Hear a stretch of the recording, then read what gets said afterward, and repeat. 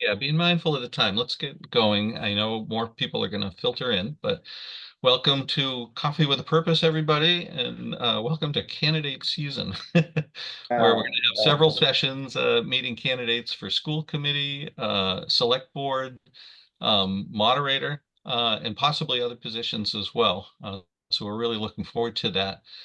This morning, though, we are going to start with a brief message and promo from Rabbi Weiss about World Interfaith Harmony Week, which is kicking off soon. So, Rabbi?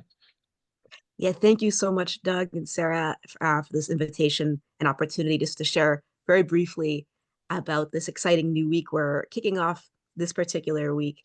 A couple of years back, when I first came on to Coffee with a Purpose, when the always amazing Ricky Ball encouraged me to share a little bit about myself, I said, "Well, what am I going to say?" And she said, "Talk about your big dreams for Natick." And actually, the top one really was this project, which so grateful and thrilled that we're able to kick it off with the help of our Natick interfaith clergy. Um, a project that started out with us thinking, oh, it will be a soft launch. There'll be about 4 events and maybe 3 churches involved, has expanded now into a 9-event program this coming week with 8 different communities, faith communities, sponsoring, helping be involved. And I encourage you to check out the information that our friends at Natick is United posted on their website. There's a overview graphic which you can share with friends as well. If you scroll further down, there's detailed description about each individual event. And my last thing I'll say is that we are looking to make this, God willing, an annual event, including all of our neighbors. And so we've been hearing from different folks who are not represented by Natick Natick clergy because they don't have hired clergy. We would be thrilled and really excited to have other communities involved next year. And so if you know any faith communities who would like to partake, they can come this year and check it out, and then next year help us plan for it. Our kickoff event is going to be at Christ Lutheran this Wednesday at 7 p.m. And it's going to be called Know Your Neighbor, because really at the heart of this whole project is the idea that right now, more than ever, more than anything, what we need as a community and as a country and as a world is to be able to gather in person and really have values-driven conversations that can help us double down on our efforts to really establish ourselves as kind neighbors, compassionate neighbors, and really to understand each other and to celebrate each other and our diverse ways of living through this life and celebrating. So I hope you'll come to one of the events or more. You're welcome to all of them. We'd love to see you there. And I'll wrap it with that. I want to thank you all so much for this opportunity. Oh, I see a hand from Catherine. Let's see. Yeah. Just real quickly, I just wanted to let you know that we announced it, or I announced it at the whole series of events at our last select board meeting. Wednesday night, we are in meeting, so I won't be able to attend the kickoff, but we will post the graphic with our agenda for Wednesday and announce it again. And I'm so excited to see this during the Lenten season and during the season of Ramadan and as we enter into Passover season. I think this is a fantastic event for all of us who have a faith and don't have a faith. So thank you again. Thank you so much, Catherine. And I so appreciate the select board's incredible support in helping spread the word and just in all of the work you do. So thank you so much. And we are excited to, oh, there's Ricky. Hi, Ricky. Hi. Am I on the right Zoom? You are on the perfect You are. Yeah. You're in the Oh, just checking. Yeah. So I just promoted thank you very much for that, Rabbi. And Brinley has put a link in the chat, and I've included them in my email that went out this past Friday. So hopefully people can participate in that. Sounds a great week. Thank you so much. Thank you. All right, so moving on again, our primary focus today is to have 2 conversations. One with Jaymin Patel, who is running for school committee in a contested race. I believe there are 4 candidates for 3 slots. And also with Jeffrey Alderson, who is running uncontested for the moderator slot. Frank Foss is finally stepping down. And so we're super interested in hearing both of those discussions.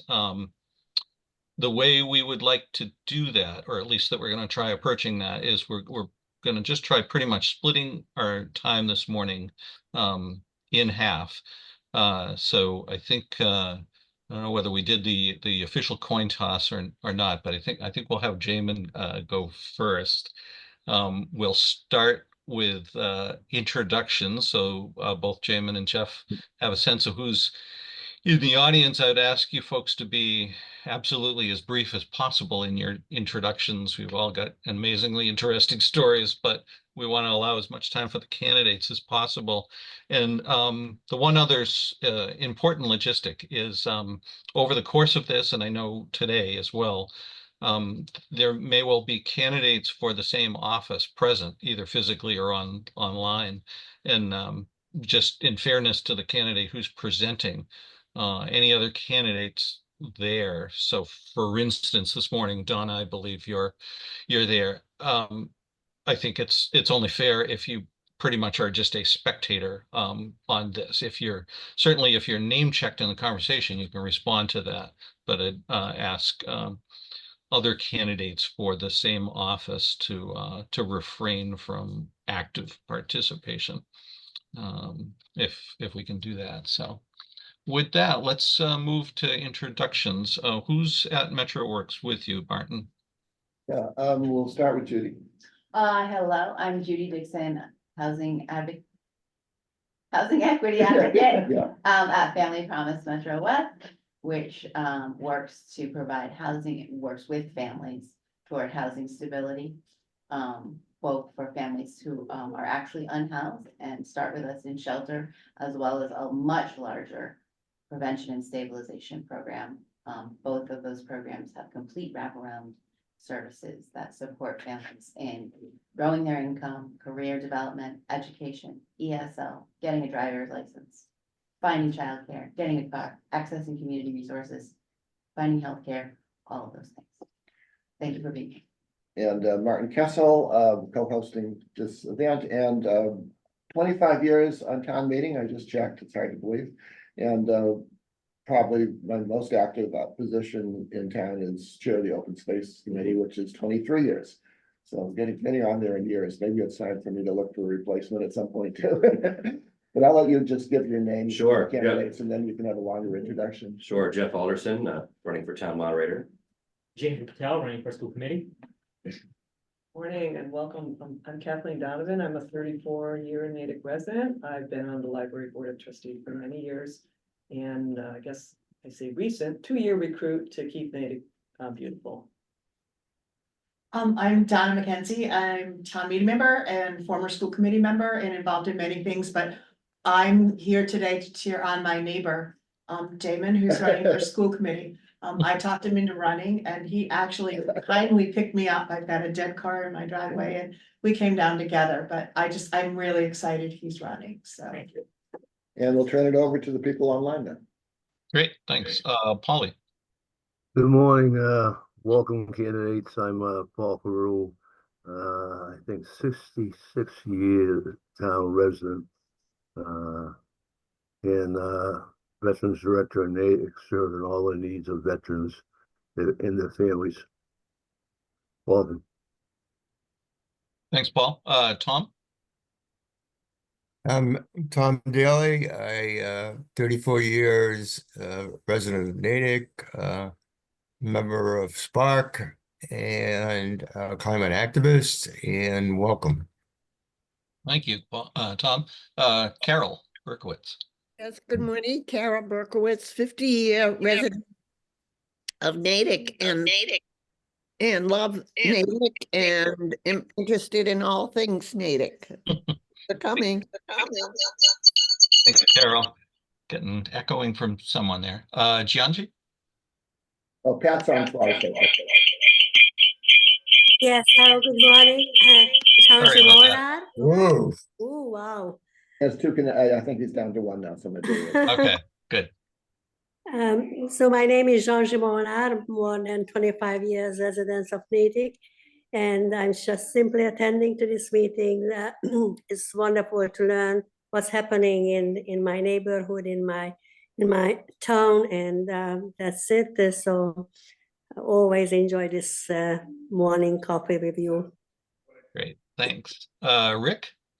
Yes, Rick Devereaux. I think I know almost everybody here, but it's nice to meet, I'm not sure I pronounced her name right, but Gwen, yeah, I can't read it. It's too small. Welcome. Great, thanks, Rick. Ricky? Erica Ball, first selectman of Natick, resident for 64 years, interested in all things Natick. I'm here particularly to support Yes for Natick, the override that's coming up on the ballot. Thanks, Ricky. Sally? There you Good go. morning. Yeah, get myself onto audio. Good morning, everyone, and I really enjoyed the forum this morning and looking forward to our speakers. And I love Coffee with a Purpose, getting us up, starting our week with some civic learning and civic community. Thank you all for doing that. Thanks, Sally. Deborah? Deborah might be, oh, there you go. Just got to come off mute. There you go. Hi, I'm Deborah Mitchell. I'm the emeritus for Natick for Black Lives Matter now. Natick for Black Lives Matter Metro West. And I also have the television show Keeping It Real. I lived in Natick since 2014 from Thanks. Boston originally. Thanks, Deborah. And Catherine Doran?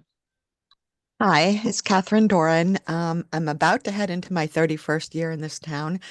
I am here today because I'm really interested to hear Jaymin speak. He and I have engaged a bit offline. We've never met, so it's been an email and messenger, and I think he is thoughtful and smart and experienced, and I'm excited for his candidacy. And Mr. Alderson, I have no idea what town meeting is about, so I'm really open to hearing what he has to say today too. I think I'll learn a lot. Very good. Thanks. Brinley? Good morning. I know both of you guys. I'm really glad you're both running. I've been living in Natick for almost 25 years, town meeting member, all that kind of stuff. And I'm really glad you're both running. Thanks for being here. Great. Thanks, Brinley. Catherine Coughlin? Good morning. I think everyone knows me here, or at least I know you. So Select Board, West Natick resident, and really looking forward to hearing from the candidates. Thank you. Great. Thanks, Catherine. Pat? Good morning. Very nice to be here. Looking forward to our conversation and learning about the campaigns. Thanks, Pat. Sarah? Hi, I'm Sarah Hanna. Been here for over 40 years.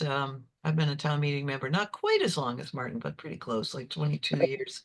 Doug and I raised 4 kids through the Natick school system, so certainly interested in the schools and interested in all things Natick and looking forward to what you have to say. Yeah, and I'm Doug. Same amount of time in town, obviously, as Sarah. Most of my volunteer work, community involvement is through the church, First Congregational on the other side of the common there from Common Street. And I love running or moderating this group along with Martin. So I think that's everybody. And I think we said we'd turn it over to Jaymin first. It's 9:15, so we've still got good, more than an hour. So we'll go 35 minutes or so, 40, and see where we get. So Jaymin, let me turn the floor over to you. Thank you, Doug. Thank you, everyone. I'm going to read off a little bit off this because I don't have too much practice public speaking in this forum, but hopefully not too reliant on it. So it's good to be back. Thank you again for this opportunity to introduce myself and the campaign, my experience, and hopefully earn your support once again. As mentioned, my name is Jaymin Patel, and I've been a resident of Natick since 2004. I think that's about 21 years now, right? My family and I own and manage several convenience stores, small businesses in the area, in Natick and Framingham. We've expanded over the years. We moved to America in February 2001 and bounced around from town to town, from Long Island, New York to Tampa Bay, Florida to Wakefield, Massachusetts, before landing in Natick and realizing this is the one for us. So, I've had the privilege of sampling 4 different school systems within 4 years of that time period. before realizing Natick High School, that's where it's at. So when I came to America, I didn't even know the difference between shoes and boots. For example. You know, I thought they were interchangeable words for the same thing, you know. But by the time I finished high school here, thank you NPS, I had went from being held back a year and being, you know, enrolled in ESL to passing 3 AP classes by the end of this my high school, you know. My experience is a testament to the strong public education system in this country, especially in Natick, and to the selfless efforts of many school committee members who I hope to join. So there are areas for improvement, obviously public speaking, you know, I think we need to focus on that. But my brother and I graduated from Natick High School, it feels like centuries ago, but now we have 3 little ones. My brother has 2 and I have 1 little one going through NPS. 2 of them are Memorial and one of them just started preschool. That's mine. I've decided to raise her here because I want the same values that I got when I grew up here. So long ago. She's only 3 years old, but given the right opportunities, I'm certain she'll rule the world someday. And as a relatively new parent, I've been thinking a lot about, you know, what she and those in our generation need to thrive. So as some of you may remember, I ran for the position of state rep last year to address some of those needs. And despite the outcome of that election, I'm proud of the campaign I ran, and through it met so many community members, many of you guys, that would make for far better candidates for that position. So I hope to encourage some of you to run for that too. But sorry. So I still believe we need contested races and deserve new leadership in all facets, which is why I'm running for this, and I'm hoping to encourage others to run for the other positions. So I'm incredibly grateful to so many in the town for the support and encouragement, both before and after the election results. Many of whom suggested I get involved. Donna is one of them, Rick, they're online as well, I believe, and many Facebook comments that encouraged me to run for this. So my values haven't changed, nor have my priorities. What's different is the scope of my role now, and if elected to the school committee, I genuinely look forward to learning from this and working with the other committee members, whereas at the state level, I felt the need to usurp the status quo, you know, radically change how they do things there, namely transparency. I think I got to be named for to make a significant impact. But at the Natick School Committee, on the other hand, is filled with selfless, skilled, and sharp members who devote their time and expertise to improve the community. I look forward to collaborating with them and sharing my unique perspective and experience. Though I may not have a set agenda, I do want to explore expanding our pre-K and after-school programs so that they're no longer lottery-based.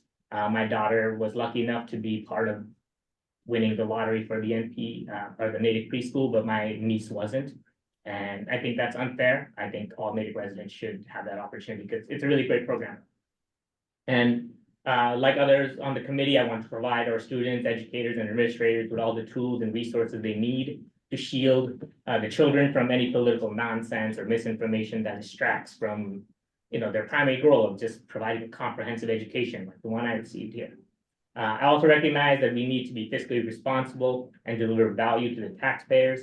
I personally have a vested interest in both, wanting the best for the schools for my children because, you know, they're going through them, but also I have retiring parents who will have lower incomes, so I want to make sure that we're cognizant of that as well. Times are tough and difficult decisions will need to be made in the near and midterm to safeguard our community and its values. And I recognize the problem and areas of improvements is important, but I want to be part of the solution. That's why I'm running.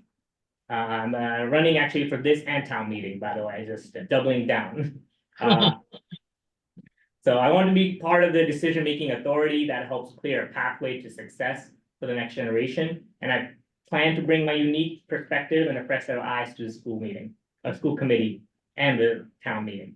As we look forward to updating the memorial and the rest of our schools to ensure sustainability, I went to NPS when I went to the high school when it was the old high school. Now it's a nice new high school with, you know, solar panels and everything. And I want that for all our schools and for all the children. So I hope you'll consider looking into my campaign and supporting it in any way you can. If you have any questions or comments, please do not hesitate to reach out. Please visit selectpatel.com for more information. And that's really it. I don't have too much, but if you have any questions, please go ahead. All right, thank you for that. And I forgot to mention at the outset, we use our usual convention, pretty much, hopefully, of people using the raise hand if they're remote so that we can go in order. I will start by asking, are there folks at MetroWorks with any questions? Martin, are you? I have a whole bunch, but I'll start with Please, one, yeah. which actually just occurred to me as we were talking. You're an immigrant and probably the only immigrant running. Actually, we got a question in the chat. Where are you from? But you can answer that. Yes, some of you have noted I'm Indian. But it brings to mind that like Natick has voted to be a welcoming community to immigrants. But surprisingly and disturbingly, that was a contentious issue in town. And I think we're all put back by all the resistance to that very simple statement. So in terms of as our children and our teenagers, grow up, and many of the people in our schools, I don't know what the number is, you may know more than I do, speak other languages or come from other places. How would you favor making people more welcoming, and as people grow up, making them accommodating to people from other backgrounds? Absolutely. So first, I'll shed some light on my experience. When I came here, I moved here freshman year of our high school experience, and I felt very welcome at the time, even though I was only one of 2 Indian people in my class. And in contrast, now my nephew has 4 Indian friends within his own class, and many others non-Indian friends as well. So obviously, the Native population has been growing with it's becoming more diverse over time. I think Asians back then was like 6%. I think it's 13% now. And so I'm glad to see that. And I think it's because that we've been welcoming for so long that these communities and people of diverse perspectives want to move here.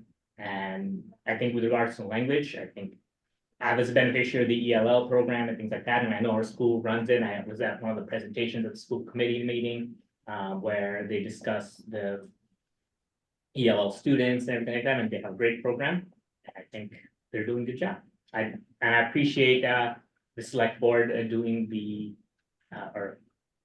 having the welcoming policy, and I don't quite understand why, or I didn't anticipate that either. I'm shocked to see that was a contested issue for some reason, because that has not been my experience, at least growing up. But I think times are changing, and I'm glad Natick is reaffirming to that. So thank you, Ms. Kaufman. Let's see, I'm not seeing any other hands right now. I guess I'll jump in with a question. Maybe a 2-parter. Have you been attending the school committee meetings recently? And if you had to identify a particular challenge or thing that you'd like to see improved at the school committee in terms of how they do their work, what might that be, if anything?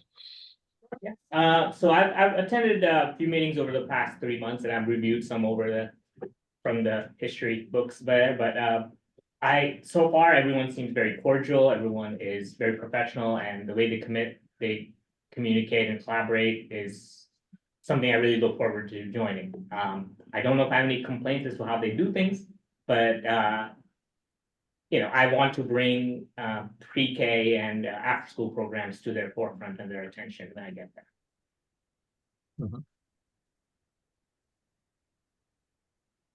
Well, we got I spent 13 years supporting classrooms and programs in the Native Public Schools, working in Unit S, which is technically the paraprofessional unit.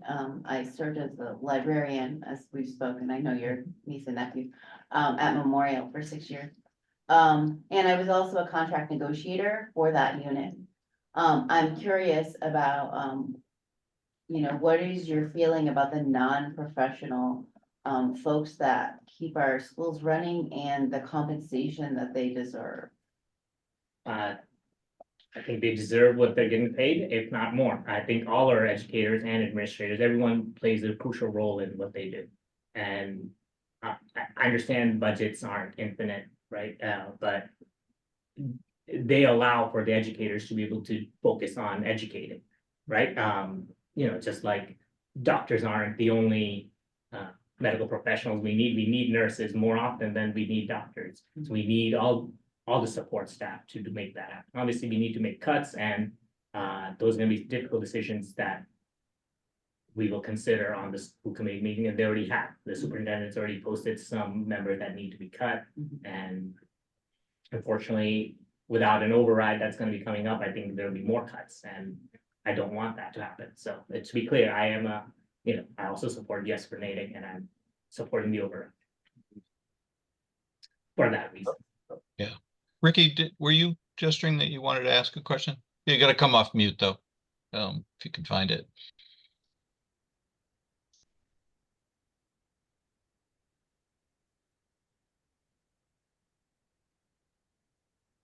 I have a question. Yeah, while she's looking for the mute, go ahead. Yeah, Deborah. Mr. Patel? Hi. Are you from India? I am, yes. Okay, because you have the same last name as Cash. Are you related? We are not related. I do not know anything about that man. I thought we might have I thought we might have an into the White House. I thought maybe we could have an into the White House. Okay, that's all. Unfortunately, that connection, which I think I'm proud of. Fortunately or unfortunately. Yeah, fortunately. Well, you do have the same last name. We are, yes, we are all part of this state in India called Gujarat. So if you know Narendra Modi, he's also Gujarati. A couple rich people from India, Mukesh Ambani, Tata, Ratan Tata, those guys, richest people in India from Gujarat as well. So we're known for our business acumen, and I'm hoping. Great. I see Eric Very nice. has gotten her mute switch taken care of. So Ricky, Have I got it done? you have, yeah. So Oh, go okay. ahead. Yeah. I'm surprised.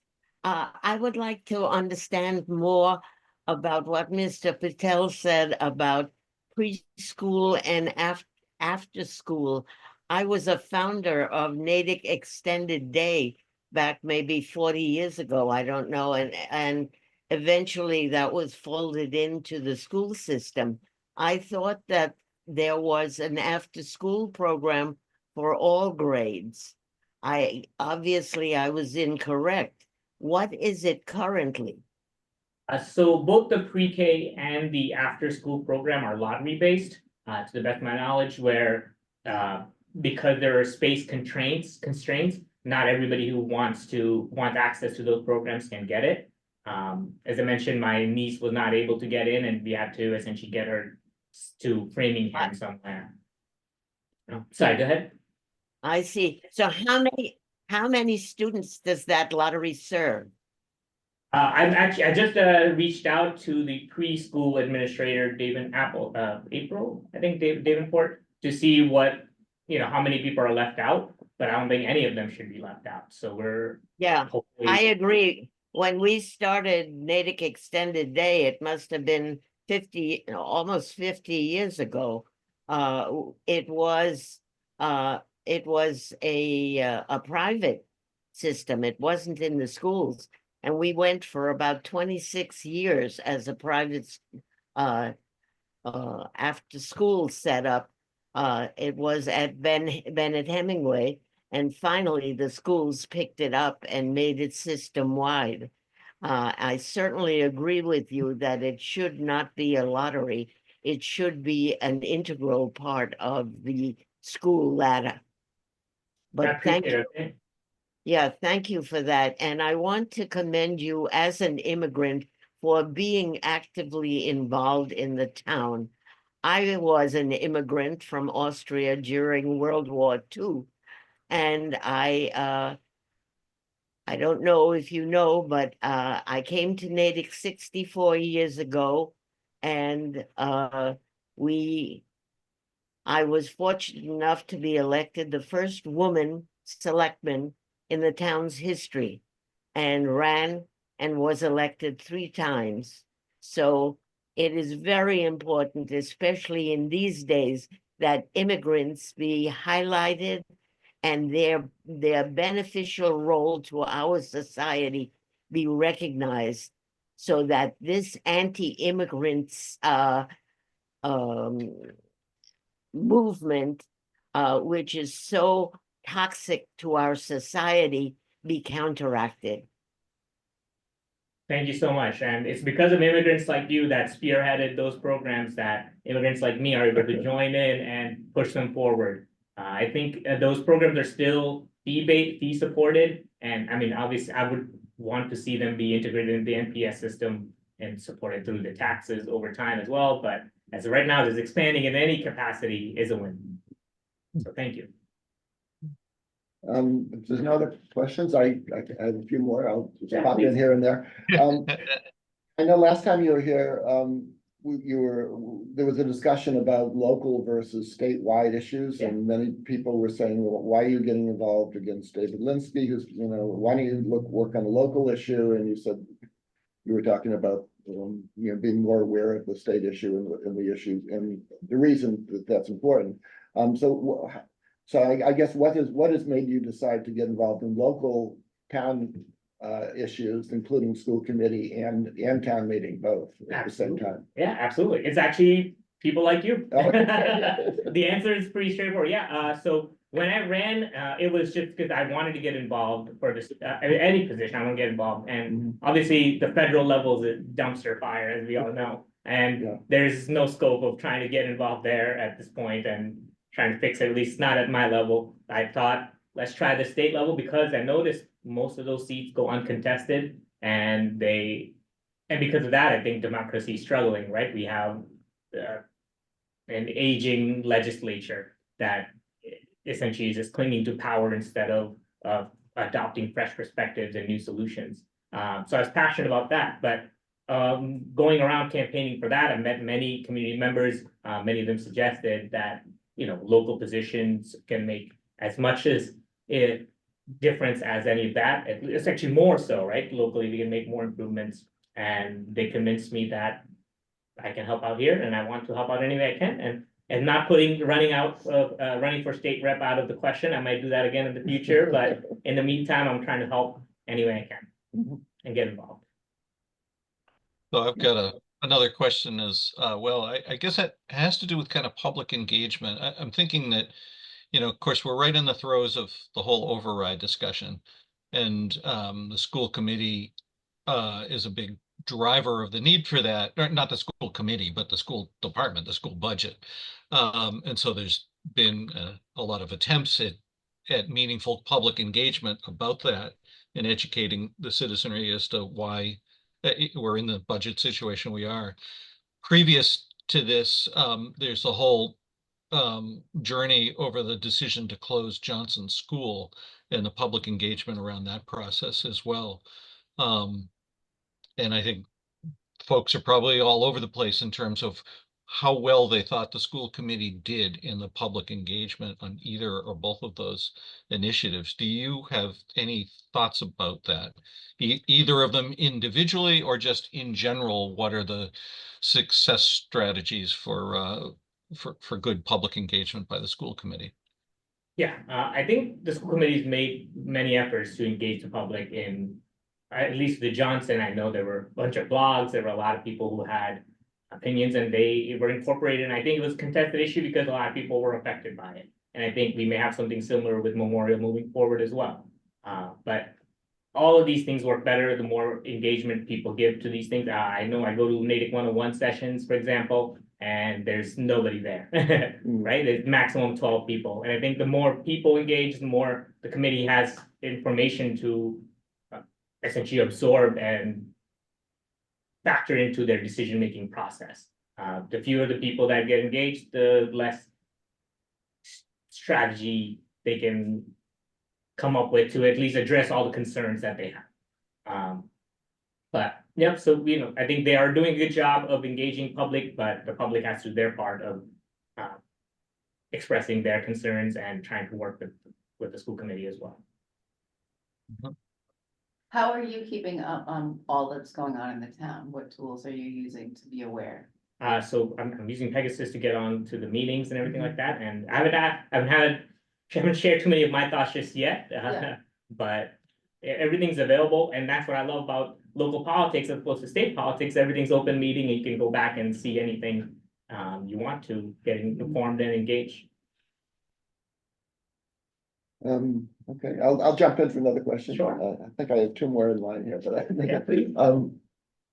but you are probably one of the only candidates, except Donna, of course, who has been through the Natick school system. Donna and I were in it in kind of a little longer ago than you. But do you have any things that from your experience in Natick schools? I guess it was pretty much high school that have inspired room for change that you'd like to see change? Yes. Or is it a question of just kind of continuing and not having things be cut because budgets are getting tighter each year? Absolutely, yeah. That's a huge thing. So as I mentioned, right, when I came to America, I barely knew any English. And by the time I finished, I was able to, I took 4 years of Spanish, 2 years of Latin, and 2 years of Greek. So those are the sort of opportunities that Natick was able to provide to me. And I think with budget cuts, you know, a lot of these programs can be cut, right? If you're cutting teachers that teach these things, then they won't have these opportunities to explore these things. And one of, I hope he forgives me for sharing this, but so I'm still friends with many of my friends from high school. Mr. Kessel's son is one of them. But some of my lifelong friends, one of them is gay and did not come out until after high school. And I've conversed with him since then as to what happened, why not, right? Like we were friends, he still didn't feel comfortable expressing himself, and I'm glad to see that that's changed with the pride flags, the schools and stuff like that. And I think, but more can be done to make sure that a lot of those people don't feel like they need to hide who they are, because if I had to hide who I was, I think that would affect my learning in many ways, right? Because that's at the forefront of my mind instead of exploring Greek for some reason. Those are some of the things that, you know, make me passionate about wanting to run for school committee so that we can make those changes for my kids, right? I don't know if my child is gay or not, but if she in the future is, then I want to make sure that the policies are in place, that she feels safe there as she does at home and loved. Okay, now we have several hands up. So Pat and then Tom and then Rick. Pat, you got to come off mute. Okay. Yes. Well, it's very interesting to hear your ideas. And I was, you know, big supporter of you when you ran for state rep. I just worry a little bit. You mentioned the dumpster fire that's going on at the federal level, and how can Natick, especially the schools, protect kids and families, staff from the spillover of the you know, scapegoating immigrants and LGBTQ people, and that climate that wants to ride that MAGA train, and how you think the schools can, you know, protect everybody. I think we need to stay committed to our values, right? I think Natick has been predominantly welcoming and accepting of all walks of life. And I think we just need to fill people in decision-making authorities with people. We need to fill those positions with people that share those values, and that way we can protect our kids from whatever's going on at the federal level, so that we're true to what we want for our children. I think that level of control we have here, and there will be times when it'll be difficult to try and, you know, avert any influence from the federal government, but as long as we try and do what's best for our children, I think we'll be good. Thanks for that, Jaymin. Tom? I just have one question. Are you a member of a PTO? I am not. I do not know if there is a PTO for a preschool yet. That I know my daughter just entered preschool about 6 months ago, and it's been quite a journey so far already, but I do not believe there's a PTO. I don't know if there's a way to start one for preschool, but I look forward to joining the PTO for middle school and elementary school once that becomes relevant. Okay, thank you. Thanks, Tom, for that. Rick? Yes, Jaymin, you may or may not have heard members of the immigrant community in Natick speak of fears around, for their safety.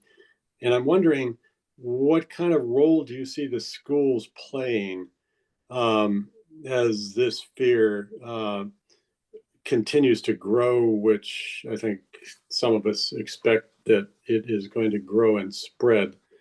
And there's also a fear of sort of, I guess, identification of people who are perfectly legitimate here with documentation, but being just sort of rounded up and, not to exaggerate, but shipped off to, some virtual Guantanamo in handcuffs, sort of in the zeal to hit their totals. I mean, as I understand it, and others probably too, ICE agents now have a daily quota.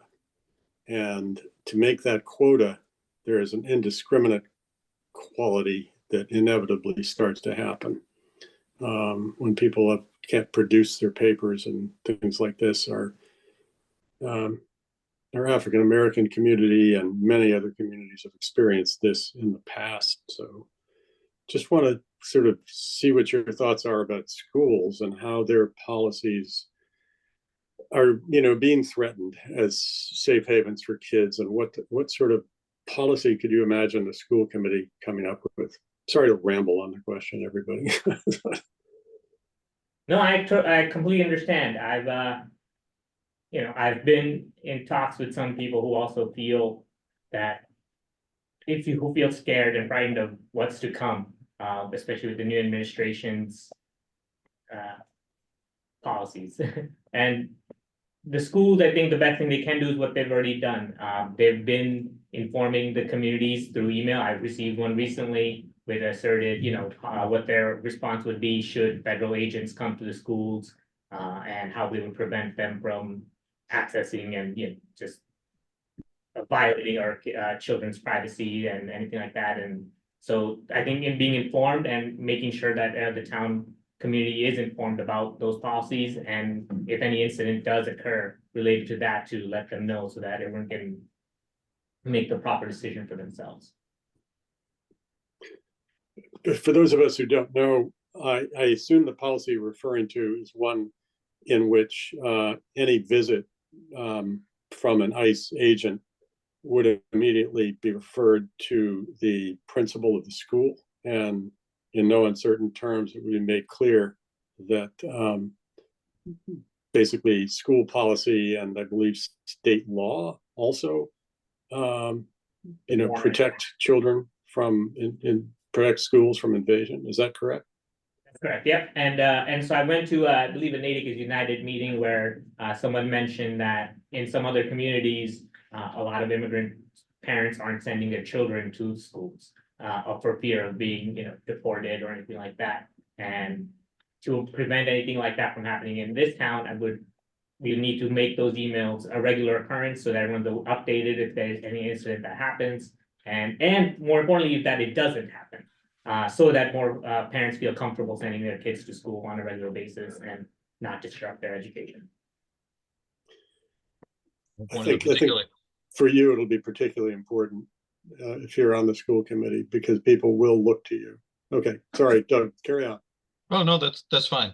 I also just wanted to call attention, Rick had put in the chat, as I had put in the notice, the Eco Natick group here is going to also have a couple of candidate forums, one for school committee candidates, one for select board candidates, specifically focused on issues around the environment, and the dates for those will be coming up in March. So I put the school committee one in the chat, and Jane and Donna will be there. Yeah. As well as Elise Gorseth. Good. Are there other questions for Jaymin at this point? If not, Jaymin, I don't know if you want to make kind of a closing pitch, and then we can move on to Jeff. But Absolutely. Last thing, I think last time I was here, Doug mentioned that it was one of the most popular CWAP sessions ever, at least on the YouTube channel. So if this doesn't hit, the most numbers, I'm gonna blame it on Jeff over here. Right. But on a serious note, thank you everyone for this opportunity. I really appreciate it. If you want to find out more, please visit selectpatel.com. There's some more information there, and please don't hesitate to reach out to me, and I would appreciate any support in any way you can. Thank you so much. Yeah, well, I really appreciate you speaking to us, and obviously you're certainly welcome to stay to hear what Jeff has got to say. So at that point, let's turn it over to Jeff Alderson, running for moderator. Can I just say real quick, before we move on, the Yes for Natick and the Eco Natick forums are both by request. You have to sign up for it, and I put the links for both of those in the chat. Thank you, Brindley. Yeah, and they're also in my email too, if anybody wants to refer back to that. So good.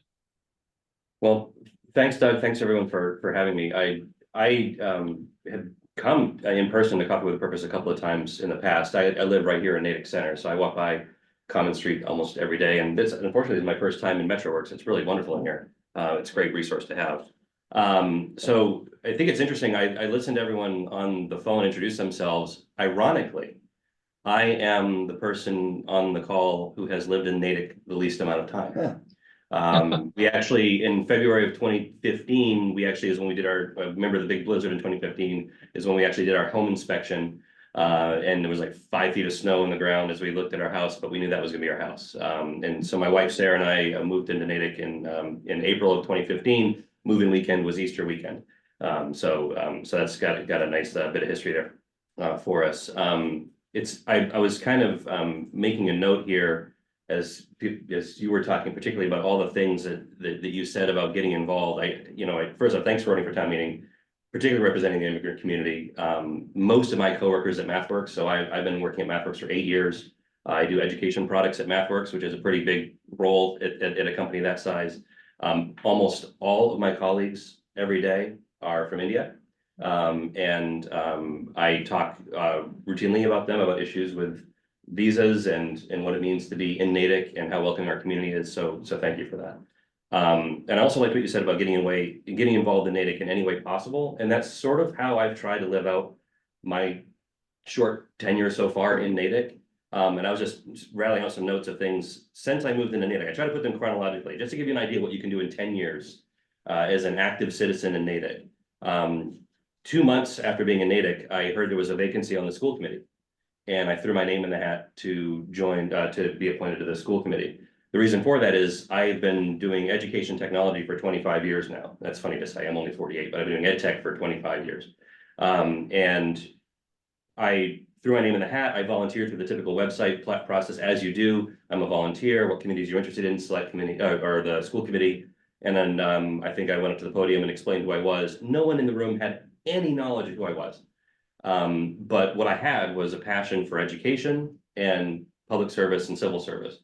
I am a Boy Scout. I'm a military veteran. I thank you, Paul, for your service. I went to Worcester Polytechnic Institute to get my computer engineering degree. That was only paid for through a very nice Air Force scholarship. And so I understand what it means in terms of feeling like you have to give back for people that have helped you pay for your education. Little deviation, that's why I'm heavily supporting the yes on the question 1 for the Natick override. It is the right thing to do. I willingly not only pay for my taxes, but I also contribute to the funds to help other people pay for their taxes if they can't. That's what you should do. Public schools are right, and we need to continue with that. And so I'm in a position to do that. Right. But I didn't get appointed to the school committee when I tried in 2015, but I got noticed. And I think what's really been beneficial, and I know most of the people here in the room, I know most people on the phone, because as you start to do one thing in Natick, people take note of that you have something to offer. And what I've really loved about Natick is that sort of team building effort. One of the first people I met in Natick was Pat. My wife and I volunteered to help out with I think the solarized Natick, and there were some other things that were going on at the time, and we got really connected. We have solar panels on our roof because we got so heavily involved in that program and that outreach. But just seeing what people offer into the town. So when I put my name in the hat for a school committee, people said, "Oh, we should make note of who you are. Have you considered getting more involved in a smaller step?" Right? You know, I like your big swing, you know, like for the state rep. But then I definitely got the feedback saying, "Well, try something smaller." And so, that's I've heard that. And so what a smaller start for me was I went to Natick 101 to get up to speed on how the town works. That was enlightening. I joined the Wilson School Council as a community rep. I do not have kids in the public school system, but I am probably one of its staunchest advocates in terms of supporting programs. I was on the Wilson School Council with Teresa Carney for multiple years, trying to help as they were doing their profile of the graduate and looking at really digging into some test scores. My background is in education data, so I really liked working on that. That led to being appointed to the Master Planning 2030 Planning Committee, where we reviewed that plan. I'm thrilled to see that we're still acting on things that are in that master planning process. I love it when Amanda Loomis gets to the podium and says, and reminds people at town meeting, and we're doing this because it was in the master plan. And I'm like, yes, I love that we're still moving on those things, particularly things like housing affordability, improving the quality of transportation. Those are big issues. About that same time, I ran unsuccessfully for school committee in 2017, and I don't take that lightly. No, I'm kidding. I lost a wonderful campaign to Donna McKenzie, and who I count as a friend. And I've supported Donna in her own campaigns. I still am supporting Donna even this run, and have held signs for folks. And so the other point about Natick is you can be, and we're on the same political side almost a lot of the issues. So I think what was interesting about that was it was learning that, you know, to your point, Jaymin, like having uncontested elections helps because you get to know people better. And I think the town actually made the right decision at that time by not having me get elected. I also helped out with the Your Town, Your Schools campaign to get Kennedy Middle School built. I helped run the campaign and the ground game for the yard signs to get that done. For the past 3 years, I've been a board member of the Natick Education Foundation. It's one of the things I've really been passionate about. It helps to give additional funding to schools and particularly to teachers individually who want to do things that are not covered in their curriculum. So your comments about not being able to fund certain projects really helps with that. Back in 2021, I think it was, I saw that there were vacancies in town meetings. So it's going to tie back to why I'm running for town moderator. I saw there were vacancies in town meeting, and I'm in precinct 9, Natick Center. And I wrote my name. I had this decision while I'm at the polling station. I wrote my name in, as sometimes you do, oh, what are the thoughts? I'll write my name in as a write-in. And I texted my wife and I said, could you write my name in as well? So with 2 write-in votes, I became a town meeting member in precinct 9. That is not an unusual story in Natick, unfortunately. We are doing a terrible job, I think, right now of getting newer folks interested in town meeting. Thank you, Martin, for the number of years you've provided for service on town meeting. It's kind of thankless, but I also see it's the same faces, and I'm worried there's some demographical challenges, to put it lightly, about where we are in terms of the representation we have. Also, demographically, in terms of ethnicity, race, LGBTQ representation, it's dismal in town meeting. Now, ironically, it does sort of represent where we are demographically if you look at the residents of Natick in terms of on the percentages, but that's not what unfortunately, that's not what I want out of a town meeting. I want to hear the challenging perspectives. I'm not hearing them enough, I think. I've been a town meeting member for 4 years. I did get reelected with a few more votes in 2024. And through that process, I think if you go back and watch on Pegasus, I tend to be the person that asks pretty much the most questions in town meeting in the past 4 years. People that have gotten to know me over the past 4 years said, why is Jeff, Jeff's asking that question again. Why is he doing that? Why is he bringing that to that type of motion to the floor? Some folks know that I got involved because I brought a citizen position to the floor around replacing the town seal. And the reason I did that is because I was asked by no short of 30 different people saying they didn't like the process, not the aesthetics of the seal or process or representation of Indigenous communities, that they didn't like the process. And so I want to kind of, acknowledge that to say like there was a lot of discussion about that process. And so I learned a lot about bringing a citizen petition to the floor of town meeting, which was also unsuccessful. But at the end of the day, someone came up to the end and said, Jeff, thank you for at least being pragmatic and following the process and giving us a choice on this issue, because we didn't feel like we had a choice on these issues. And I hear that about certain things. Also, you said something actually very, very important. I want to point this out. Choosing elected officials that share our values. I think that's key. I think it's a travesty that precinct 1 has so many vacant positions, particularly because that's a precinct where there's a huge immigrant population, and we have people that cannot run for town meeting in that area. And I'm wondering who is going to step up and run and represent their values. There's got to be neighbors, right, that would be willing to do that. I think we need to have more support for people that are trying to learn the arcane art of parliamentary law, which is literally what this book is. This is the town meeting time, literally called the Handbook for Parliamentary Law. We have a handbook of our own, a PDF online, to help walk you through the process of learning town meeting and learning how to do a citizen petition. I think it needs to be updated because it doesn't help people with the process. I don't know what I'm doing on time. I want to open it for questions, but I have a couple things I also want to acknowledge. Frank Foss has been moderator for 17, going on 18 years, I think, at this point. And not the longest tenure. I mean, before Frank, Paul was, Paul Conlon was on for a long time. And what Frank did, I think, for me is actually very interesting and is a really good example of, I think, what we should be seeing more of in town politics, which is he and I, be very clear, he and I are on very different ends of the spectrum for political values, or whether it's fiscal values, or it's like whether it's any issue you might of the day that you might imagine. But when it came down to it, the only reason that I'm actually running unopposed, I think, for town moderator right now is, first off, no one else wants the job. And I think that not to understate that, like it is a highly skilled position. You have to have some grit and some tenacity in terms of doing it. You have to sort of carry yourself in a certain way. And a lot of people that have gotten to know me in different meetings and everything know that I sort of carry myself in a way that should be a nice alignment for how you have to run town meeting. But even with that, sort of that, I want to call it facade, but the way that Frank presents himself at town meeting and how he handles himself in that way, when I went up to Frank and I said, Frank, are you ever going to consider stepping down? And I said, and if you are, no rush, but if you are, I would be interested in learning more about the position so that I could run.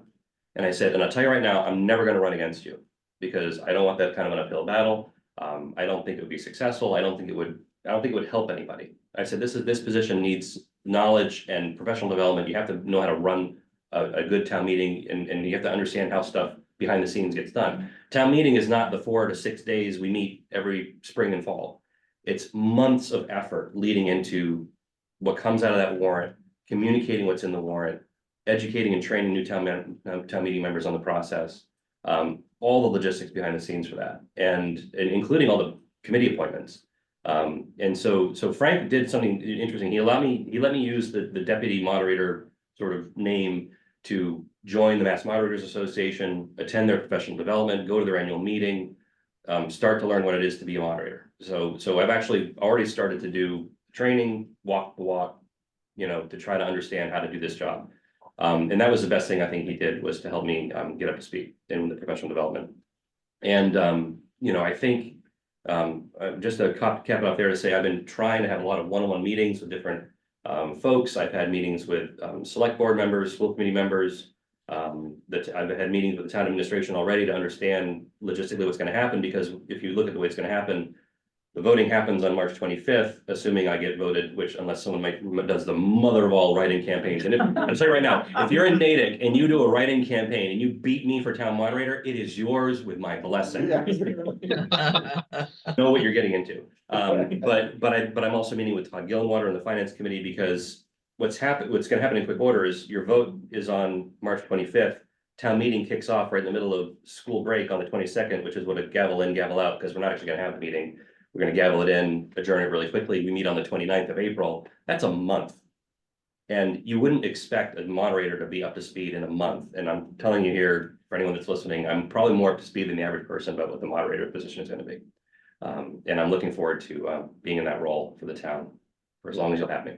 And I can interrupt and say, Please. we've already got Jeff booked for April 14th. Yes. As you Oh, probably that's know, if great. you're a regular at Coffee with a Purpose, we always have Frank Foss talk about the upcoming town meeting warrant articles. So this time Jeff has already stepped up and agreed to do that on April 14th, but with Todd there. going well. Yeah, So I we'll have some. It's important to mention that, like, a lot of stuff that Frank used to do unilaterally is because Frank's had that experience in that tenure. I'm not going to be doing a lot of things unilaterally in this role. I can't.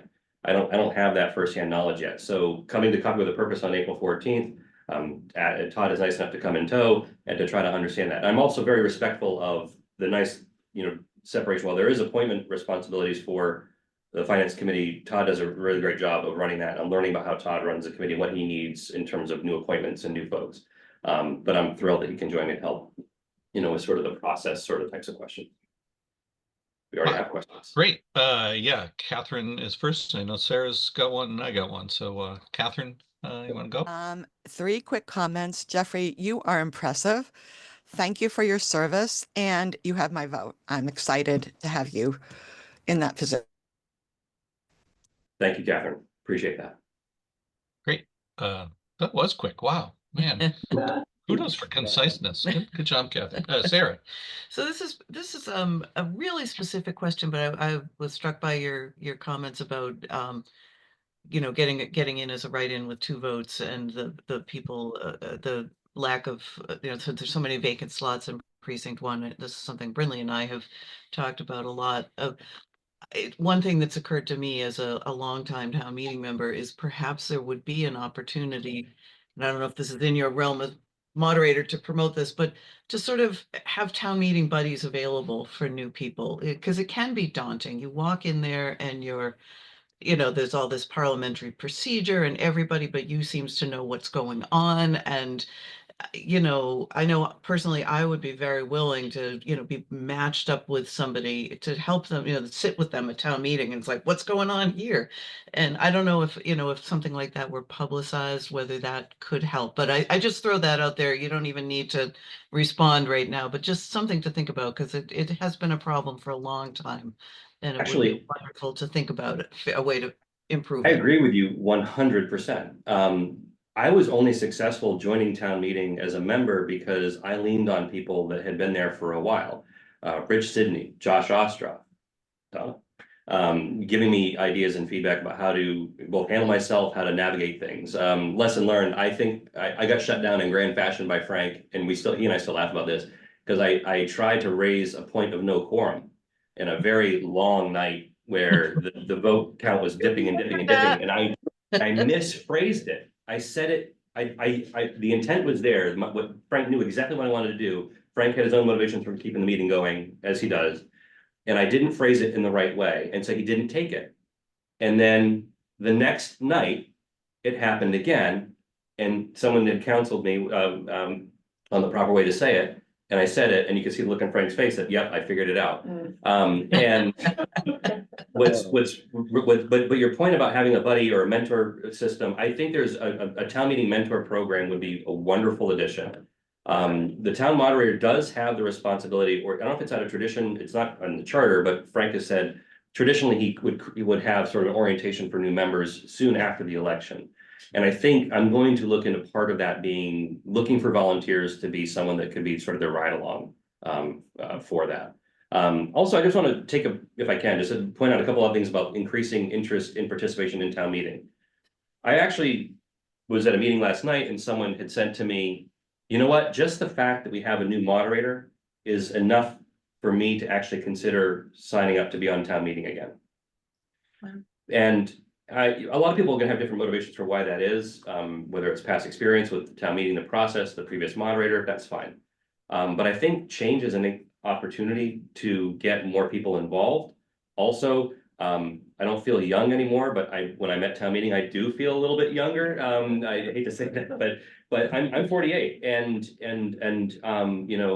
also to point out another person who I admire greatly, Cody Jacobs, the town meeting member on finance committee. Young guy, younger than I am, I think. And just, that's the type of energy that becomes contagious. And I want people to see that and say, town meeting is stuff where stuff happens. Doesn't have to be boring if the issues are there. I'll tell you right now, depending on what happens for this outcome of this override, town meeting might be a very hot, contentious place if we have to pass a budget that doesn't include an override. And things are going to happen on the floor of town meeting that are atypical, legal, but atypical. And so, that's something else that I think we should be looking at. And Doug, I'll let you ask your question. It's to cue off a little bit, but one of the things that you just said about people saying, well, gee, if Frank's stepping down, maybe I'll consider running again. And others, yourself, made comments about just following correct parliamentary procedure or town meeting times can be so stilting or difficult for some people to understand.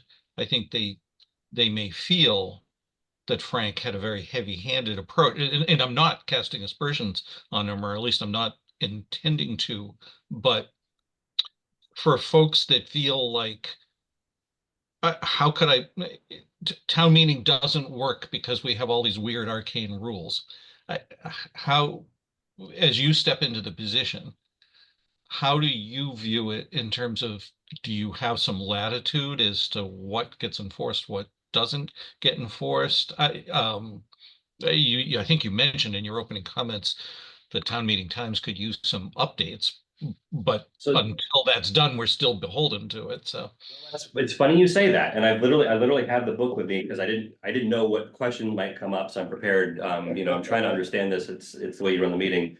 I don't expect, and I don't think there's a lot of town meeting members that have actually even read through the entire town meeting time book. They have sort of let Frank lead them and sort of trust that's the process that'll be followed appropriately, and it's worked to some extent for some people. A couple things. First off, town meeting time is getting updated this year. The next edition is coming out. It does address some very interesting things about both open and we have a representative town meeting. There are also acknowledgements about how to run hybrid meetings. The state is actually going to be having some guidance come out. It doesn't affect just our committees like our select board and school committee. It also would clarify whether we could actually employ some technology to run a hybrid town meeting. And one of the things I think that was interesting, my first town meeting was April of 2020. Did a small thing happen in April of 2020? And so I was in a wholly online experience. By the way, I used to run online learning at MathWorks. I know how to run a good online meeting. I think one of the things I'm really excited about, maybe it's bad to admit this, I'm looking forward to the challenges that implementing technology for a hybrid town meeting might take for the town. And the reason to bring that up is the technology helps with some things around accessibility. There are some people that do not go to town meeting because they can't make the time. I think there are people that are my age or younger who have kids that say, I would love to get involved, but I just went to soccer pickup and I can't be there in the meeting. So I think the technology will help with some of that. Ultimately, though, the moderator has a lot more discretion than you might think. One of the things I've actually learned talking with Frank and going through the Mass Moderators Association is how much deference or how much ownership the moderator has about running the meeting. The call about whether to allow a question, to allow a motion or not, it's their prerogative. There are very few things that are actually codified into law about what is and isn't acceptable in terms of the form and function. I'll give you an example. The rule that motions are submitted in writing 48 hours before a town meeting, that's a Frank Foss rule. That is not a legal rule. And so it's funny, I bring that up only as an example. As someone actually said, are you going to do anything about that rule? I'm like, I'm going to dig into things that were norms and see if they should be norms. I think there's something to that. Also, I'm interested in looking at the technology. I've already talked with the town administration. I think our contract for our voting technology is up for renewal. And one thing that always irked me a little bit, just to give you an example of something I'm thinking about that's practical. Everyone wears one of these like lanyard voting things to vote yes or no on an issue. Did you also know that you could use those to queue up whether you want to speak or you have a question or you want to raise your hand? We don't use them for that. Because it's part of the art of the moderator. The moderator has a choice of sort of viewing the room and deciding, who's speaking and what the order is. And the technology, if you use that, it would be very clear for everybody in the room the order of speaking. It'll go up on the screen. It would go up on the screen. Wow. And this is something we could do. We don't do it today. The technology could support it. We would have to do a contract and figure out if we could acquire this sort of technology. But compare what we've done in the past in terms of there is discretion, the moderator, and the meeting moves and it's smooth, and there's these trade-offs, right? The moderator having discretion and figure out how to run the meeting, there's some efficiencies to that. Is it the right outcome? Is it by the letter of what town meeting time says? Not in every case. And so I think there's that balance. I do think there's some benefit to using I'm big into technology for running meetings. I love that we're in Zoom and I can see everyone. This is brilliant. And just imagine that there could be those sorts of little minor improvements for how things are run. Yes, it's more technology again. It would come with training. So to your point, Sarah, you know, having someone that knows the technology paired with someone that doesn't, for you know, helping them with their own skills development, I think it'd be very useful too. Martin? Both Donna and I have questions over here, so I'll defer to Donna first. Do I get to, I hope I got to ask a question this time. Please. You do. One thing the moderator does is there are some committees that are town meeting committees. And Yeah. so the moderator appoints people to those committees. And I serve on the Charter and Bylaw Review Committee. And I know some people kind of get neuralgic, like, oh, you know, it's political, like who gets on these, or they're not like representative enough, or do you know, can you tell us what are some of the town meeting committees that the moderator appoints, and do you have any strong feelings about any of that? So it's a great question, Don. So I've been one of the things I've been educating myself is more about the moderator's role and responsibilities beyond just the meeting itself. And so what I'm working on these days is I'm trying to look at all the committees that have appointments that are made by the moderator. And going back through and identifying those lists of things. The good news is there's a list on the website. If you're ever interested, you can go to the list of all official committees on the website. You can see the appointing power, and if it says if the details of the appointing power is the town moderator, you can filter that out. I'm looking at it both to educate myself on what those committees are and what they do and what the responsibility is and what makes for a good committee member. Trying to understand the charter, what the goal was to set it out. I'm very pragmatic. I'm all about skills and roles and responsibilities and doing the right thing on the committee and getting the work done. But you said something actually very interesting. Is it political? It is inherently political. The fact that someone who's elected can appoint to committees who, I'll give you an example, the finance committee. That's a misnomer. It's a town advisory committee. The finance committee is chartered to give an opinion on everything that comes to the floor of town meeting, whether it's financial or not. Not a lot of people know that. A lot of people say, oh, they just look at the budget. No, they don't look at the budget. They look at everything. They look, I have Rick Devereaux's on the phone. They were tasked with making an opinion as to whether or not we should implement a policy to prevent leaf blowers in the town. To give you something very specific, like, okay, that's what the finance committee has an opinion on noise decibel levels and quality. No, like that they do, like that's what we starting to do. So when we look at skill sets for committees, it's not just about people with CPAs on the finance committee, and we do have people who are CPAs on the finance committee. But here's my challenge. I've only been in Natick for 10 years. I'll come back to that. I'm more plugged in than most people in Natick in terms of who they know and the meetings they go to and the people they know. I don't know enough people to appoint to committees, even if I knew what the committee was, what it did, if it has a slot open for it. The issue is just like we have a few people, running for seats in town meeting. We have few people that are filling out the volunteer form on the Natick Town website to be considered as a candidate for different committees. We have vacancy problems on things. And so when I don't want to always go back to the same 5 or 6 people, and what you've noticed, I think, in some of Frank's past appointments is, with maybe it's due for lack of volunteers of who you know, or people that are asking you, hey, got a committee I can be on because I'm really excited to join and be politically active. I want to make sure we have a good pool of people to choose from, and so I would be encouraging people to use the volunteer form, let people know we need volunteers of certain skill sets, and draw from that. I don't know if I'm answering your question directly, but no, I think you have. I think that's been really helpful. I mean, I think one thing I've appreciated about Frank, especially with his recent FinCom appointments, is that he's really made an effort to broaden the circle to include Cody and Kat Monahan, and include progressive, Mhm. just not a conservative element. And I think that that's really, really good. But I appreciate your reflections on that, because I think that is a important part of what you do as moderator. Yeah, I mean, one of the one-on-ones I'm doing next was with Todd Gillenwater, learn how he's running the FinCom and understand what gaps he might have in terms of skills or what's needed on the committee.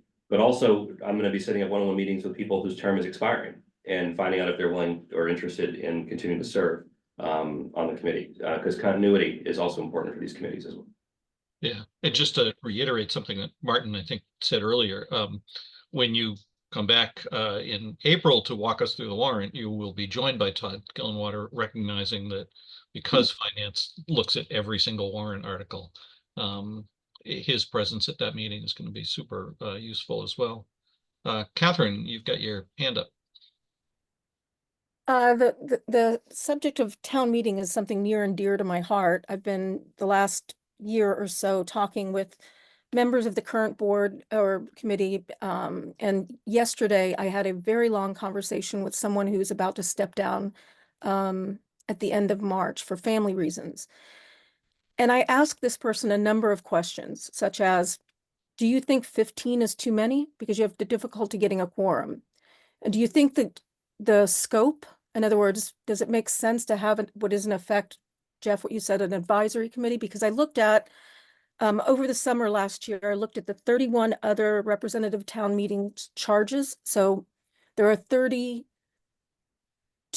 including Natick, representative town meetings. And so I looked at the FinCom charges in their charter and bylaws for the other 31. The only time you see the scope that we have for our town meeting is an open is for towns that have open town meeting. So for example, Sherborne has an advisory committee and they go through every single warrant article.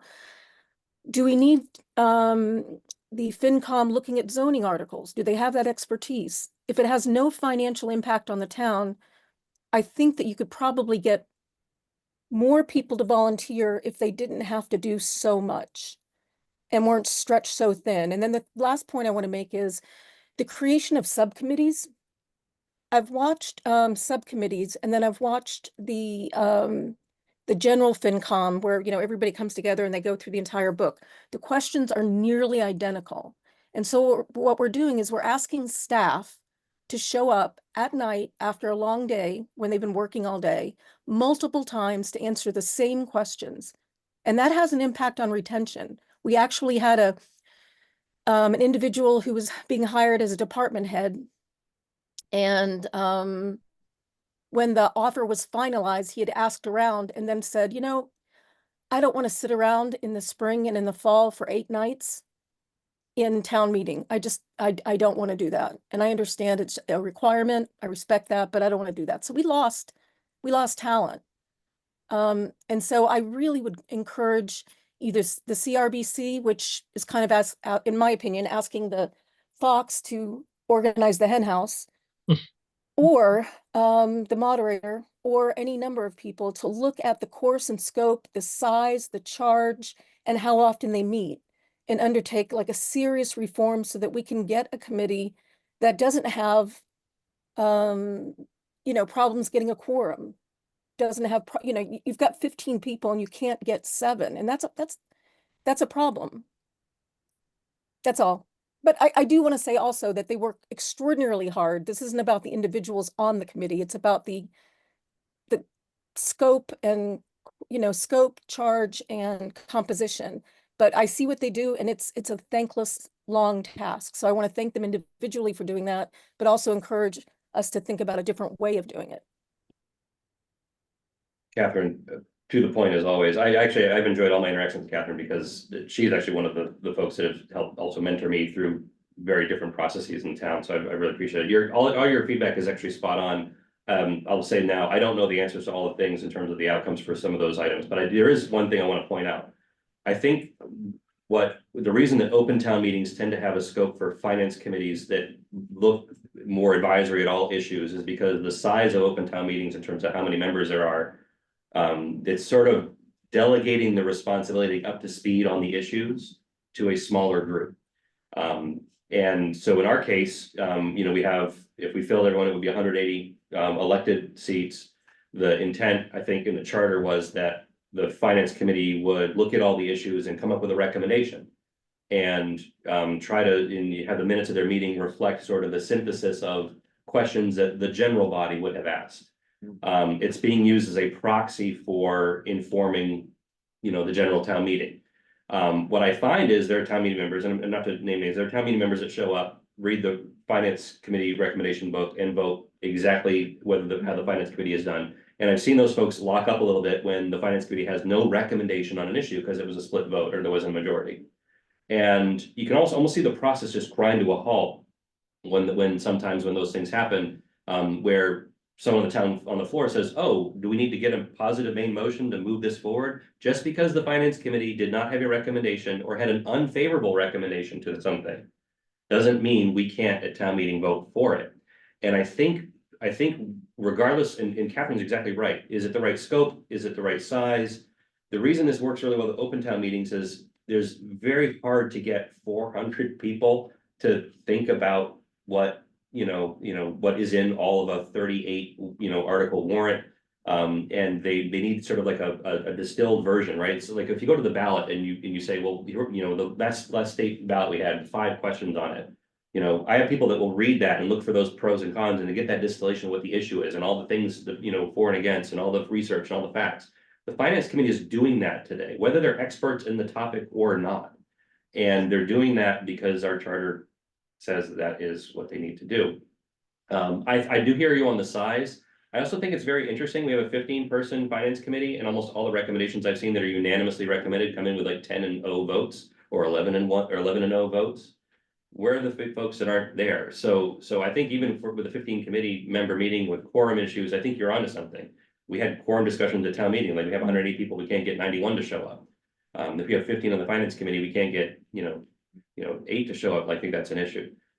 So I do think we should look at the size, but I'm admittedly not sure of all the process steps we'd have to do. It probably would have to be a charter change to get the finance committee changed.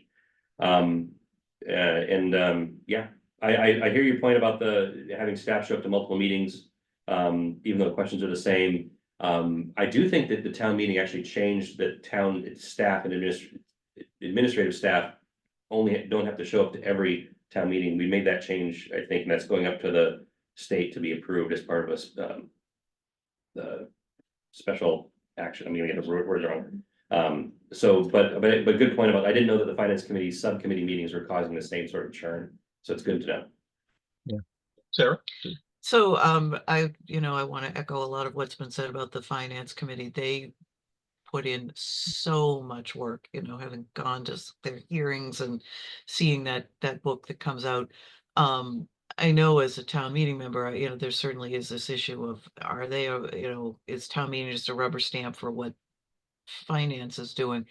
Personally, as a town meeting member, even if I haven't been to the hearings, I do find value in looking as much as anything at the questions. There's usually that section in the write-up of any warrant article, here was the discussion, here were some questions that were asked. And sometimes those questions, as much as anything, are super helpful to me of like, oh, I hadn't thought of that. There have been times, even with the discussion in town meeting, there have been times when I have walked into town meeting thinking I know how I'm going to vote on an issue, and somebody will raise some point on the floor of town meeting. It's like, that's a good point. I hadn't thought of it that way, and I'll change my vote. So, as much as anything, finding that discussion is super helpful to me, as much as knowing the particular expertise of the members of the finance committee. There's also that piece of just the fact that this discussion is happening, I think is super valuable. And to your point, Sarah, one of the things that someone asked me about recently was how to spur better, meaningful discussion on the floor of town meeting. I think there's something to be dug into a little bit. I'm going to look at this a little bit. We currently have the 3-question rule and then a certain amount of time for speaking.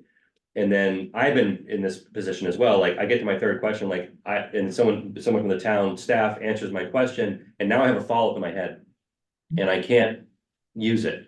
And I've seen countless times where very, very smart people who are not going to overuse their time would have answered a fourth follow or asked a fourth question and would have had meaningful discussion.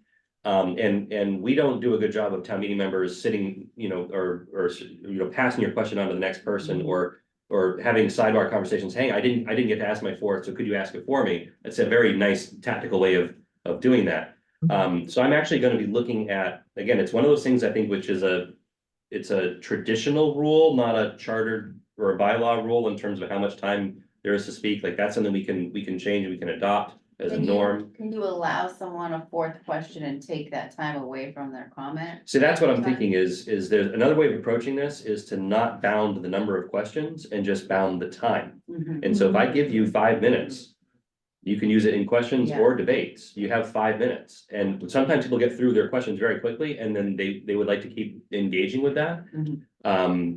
And I don't want to harm that because I can see that, oh, that's good conversation going. Again, the moderator has the responsibility to keep the meeting moving and efficiently. We don't be there. We don't want to be there 6, 7, 8 nights because that's what unbounded debate will let you do.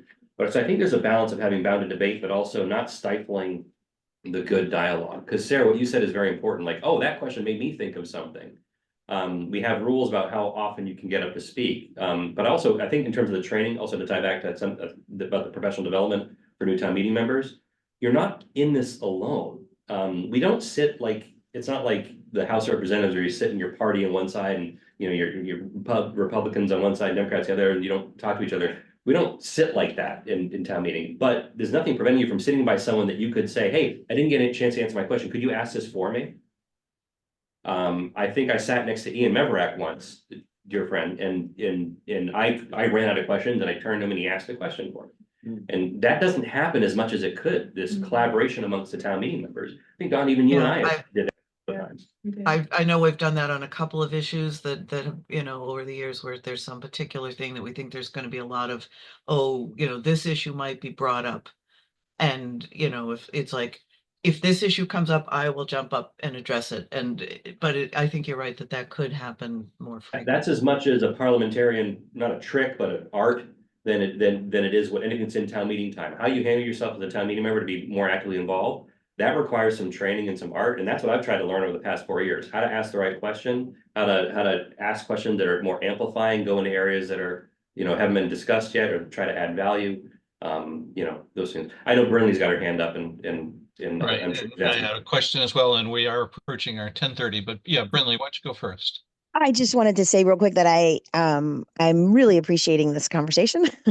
And I also have found myself as a town meeting member that, and I know this might be more time consuming for most people than they can handle and would be preventative for them wanting to be a town meeting member. But I have found that watching FinCom meetings is to me as important as just the review, because the person taking the notes for those, and this is no offense to them because they work so hard and I know this, but oftentimes I have found comments in watching the FinCom meeting that weren't actually a part of the notes that actually really had an impact on me in terms of, when the CBRC is making their presentation, et cetera, that type of thing, that I have found it to be extremely beneficial, even if I watch it on double speed, because normally you can watch these things on double speed if you need to and not miss anything. And I don't know. I know that there's probably nothing that can be done about, encouraging or certainly not requiring town meeting members to watch FinCom, but I can say my watching of that and participation of that has really limited my need to ask questions on the town meeting floor. Good observation. Doug, sir. I guess I would just say something that's been really refreshing to me about this dialogue here is kind of the very upfront recognition that there's an awful lot that could be improved by the process. And you seem like almost chomping at the bit to look to those opportunities. As you pointed out yourself, the last 2 people to hold the position have had them for very long tenures. Do you have any sense of whether this is something you feel like with the town's approval, you would be stepping into for the long term. It strikes me that to implement some of the changes, you can only do so much at any one time, and that it might be a journey. You can only do so much. I think I didn't talk about other things that I've done. I've been a nonprofit board chair multiple times over. Each of those times I've been a board chair. I put in a tenure of about 10 years to get to know the organization. I will say, unfortunately, one of the things I'm going to do is, if elected, likely so, I'll be stepping down from the Natick Education Foundation, because I don't have kids. I work and I play video games at home, and I've got my wife Sarah and my cat. And so I look for a passion project. I look for the one big thing that I want to do. And this would be my one big thing for as long as the town would have me. I thought it was going to be school committee at the first part, and I kind of tacked into something else, right? And I try to learn as much about the town broadly speaking. And so I think I've learned a little bit about a lot of things. I've been to tons of meetings. I think I've been to so many select board and school committee meetings, I've lost count. This would be my thing, like you said, Doug, though, if the town would have me. But the other thing is, never underestimate how much change you can make in a short period of time. You've got me for 3 years. I will be very active for 3 years. Something else I said at a meeting last night is I am not shy about doing the right thing, even if it might be unpopular for some people, but I am generally going to do the right thing that impacts the most people in a positive direction if I can. And so I'm humble. I try to learn from others. I've been trying to learn from Frank as he's doing a handoff. Frank is actually very keen that he wants to have a very good handoff for the town's benefit. But again, some of the changes I'm interested in doing, I need to be thought through. They may take a lot longer than doing right away. But I also will tell you, there will be changes on night 1 of town meeting that will be very visible about how I handle the meeting, always starting out with how I introduce myself at town meeting. One of the things I'm going to be adopting day 1 is I'm going to be using an inclusive introduction statement from the Disability Association to talk about who you are with a personal description. If you went to the MLK Day events at Natick High School, you saw this in action. People come to the podium, they introduce themselves, they share their pronouns, and they describe themselves. And also, he's no longer on the call. I think there was one gentleman who had up he had a land acknowledgement statement in his name, and that's actually part of the inclusive statement, is a land acknowledgement statement. Catherine knows this because I brought it up. I don't think we have as a town a standard land acknowledgement statement, and I think it should be part of our introductions in committees and in town meetings. And so it's one of the things I'm going to look into doing. But don't underestimate what you can do in 3 years, even in something that steers as hard as the town meeting ship. That's terrific. Ricky, I know you wanted to say something, and then perhaps we can Yes, throw I it to a do. close. First of all, I want to say how impressed I am by the homework that you've done, by the in-depth study that you've done before you've undertaken running for this position. Many a time people run for a position, sometimes without even knowing the full scope of what it does. And I appreciate the foundational work that you've done. Secondly, you discussed the issue of Precinct 1 and town meeting. And I think I was in town meeting for 40 years. I've always been upset by the fact that Precinct 1 has not had the representation that it should. It is a very transient precinct, and I think that it deserves the kind of attention that, had there been a League of Women Voters, I would have, of which I was president for 4 years, back almost 50 years ago, I would have directed the League to undertake a study of Precinct 1 and to do a voter registration in Precinct 1, and then do a get out the vote in Precinct 1, to pay some real attention to that precinct, especially since it is transient, and especially since there are many immigrants there. It deserves, particularly at this time, some renewed attention by a group, perhaps something like, well, I know that Yes for Natick is focused in on the override, but there are other groups that are civic groups that have arisen since my time in Natick, which, well, I moved out 2 years ago after 64 years in Natick and in-depth participation in this town.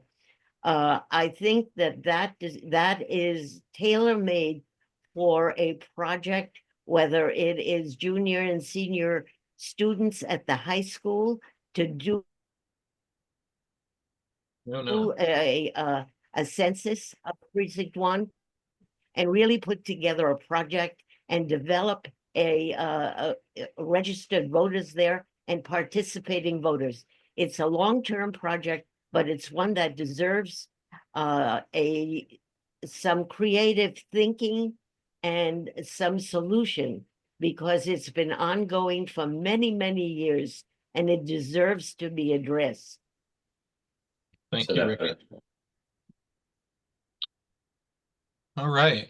Well, thank you, Jeff. It's been a really great discussion, and thank you, Jaymin. I don't know if you're still there. No, thank you. Really informative. Very good.